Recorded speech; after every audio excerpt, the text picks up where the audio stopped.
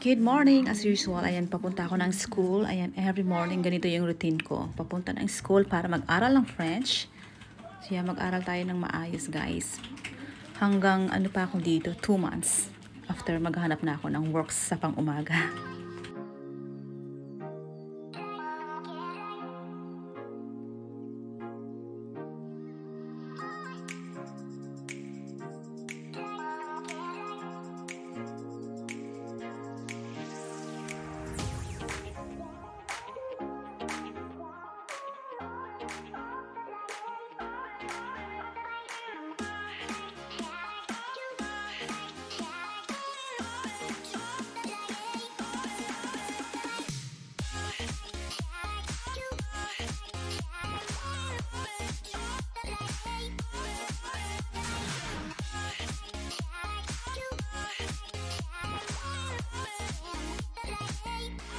And yes, the next day, andito ko ngayon sa farm, mga kabayo. Ayan, super babait nila. Parang kasing bait natin, guys. Hindi.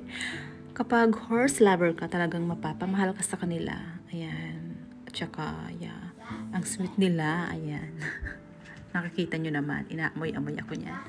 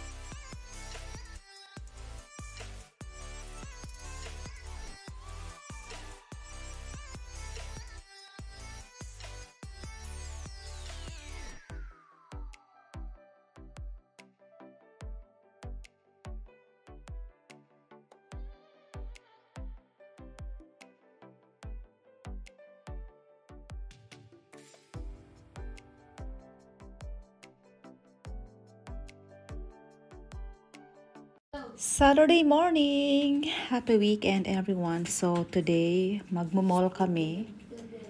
Shopping time.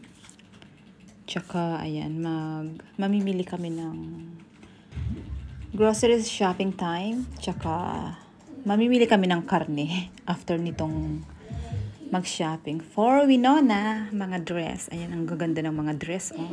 Pang party, Christmas party. Ayan, kumikinang. Kumukutitap.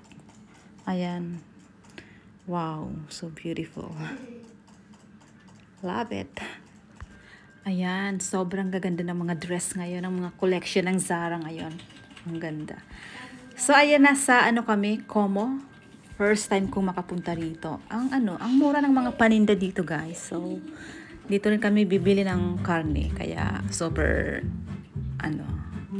ayan, no, KitKat. 1.99 euro siya. Ayan, Oreo. Tsaka mga chips. Ayan, ang mumura pala dito. Wow. Ang saya lang. Ang daming, mag-e-enjoy kang mamili. So, ayan, mga karne na yung bibili natin dito. Mamimili tayo ng karne para,